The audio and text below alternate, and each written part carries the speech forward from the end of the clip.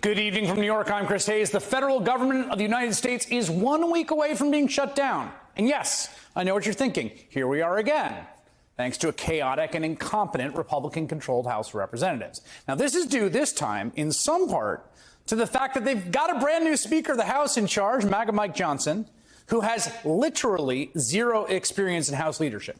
He's never served as a party whip or a conference chair or even chaired a committee.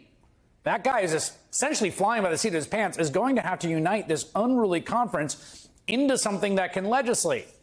And as Democratic Congressman Sean Casten noted on the House floor this week, it's not going great. As you know, we operate on a September 30th fiscal year, and here we are 39 days later, and the majority has yet to even propose a way to keep the government open. But last September, kicked the can down the road, kept the government open for 45 days, and in the words of Mr. Santos, that made you all big mad. So you fired your speaker. Now you have a new speaker, but a lot of you are still big mad. So instead of working, we are sitting here this week debating nonsense. So today, we are voting on a bill that would defund the ability of regulators to develop consistent climate accounting rules instead of doing the work of the people. Mr. Speaker, science is real. We have real challenges. Please stop being big mad.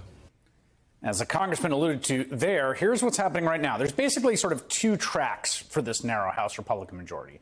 The track they're currently on is one where they ignore their actual responsibilities and instead push an agenda of Fox News culture war nonsense. Congressman Casten expanded on that strategy in a very funny Twitter thread, citing examples like the House Republican plan to defund the Office of Gun Violence Prevention, an amendment to change White House Press Secretary Karine Jean-Pierre's salary to $1. Ha ha ha.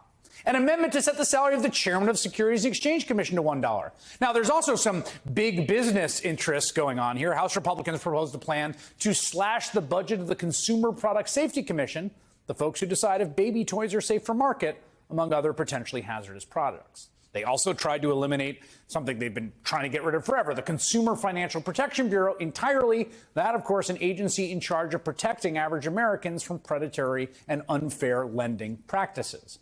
Additionally, just to make sure Donald Trump is appeased, the third-ranking Republican in the House, who you really think would be concentrating like full-time on the Congress, Elise Stefanik, has taken the time to file an ethics complaint against the judge overseeing the ex-president's civil fraud case. That was all just this week. So that's one track for the party, pushing this stunty stuff, doing the business of big business, while the clock ticks towards another shutdown. The other track is the actually important one. That's the track where Republicans set aside all their various culture war amendments and stunty pranks in order to find a way to fund the various parts of the U.S. government using the power of the purse given to them by the founders in Article 1 of our Constitution. On this issue, the important stuff, the bedrock stuff, Mike Johnson's just absolutely floundering. Now, he insists the House must pass separate bills. These are the, not omnibus, but like appropriations bills for the various different agencies and entities to fund the various parts of the government instead of getting it all done in one big omnibus. Okay, fine. Got to pass the individual bills. What happened this week? So far, Republicans have tried to tee up two of those and then pulled them at the last minute. Two separate must-pass bills from the floor got pulled. Why? Because they don't have the votes. They don't have the Republican votes. If this all sounds a little familiar, it's because it is exactly what started us down the road to begin with. You might remember roughly 2 months ago when former Speaker Kevin McCarthy was trying to get funding bills passed before a looming shutdown deadline. Like his successor, McCarthy ran up against the basic problem at the heart of this narrow House Republican majority.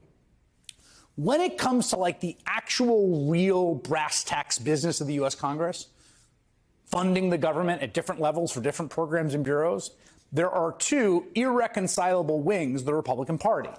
Whatever compromise you think you can come up with, you will face one group that will vote against you because they think you're spending too much, or another group that will vote against you because they think you're not spending enough. Meaning you cannot pass spending bills unilaterally on a party line vote with this Republican majority alone. Just doesn't work mathematically. This is a point that Democratic Senate Majority Leader Chuck Schumer tried to stress to the new House Speaker this week. The only way, let me say it a third time, the only way we avoid a shutdown is with bipartisan cooperation. just as it was true in September, and it will be true in the future. I implore Speaker Johnson and our House Republican colleagues to learn from the fiasco of a month ago. Yes, learn. We went through this. Remember the debt ceiling thing? They worked out a deal with spending levels, and then they tried to, McCarthy and the House caucus were going to undo that deal. It doesn't work. You can't do it alone. It is that simple. If Speaker Johnson wants to keep the government open, he will need to reach across the aisle for Democratic votes.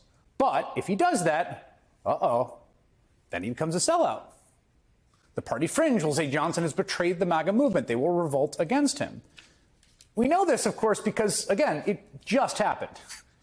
Kevin McCarthy could not keep the government funded with just Republican votes, so he made a deal with the White House and the Senate Democrats to keep it open for 45 days. And he brought that up through a vote, and it passed. Huge bipartisan majority. An extreme minority of his narrow majority then fired him because of it. That compromise strategy is the only way to pass spending bills in the House. Mike Johnson knows it. Everyone in leadership knows it. Everyone on Capitol Hill knows it.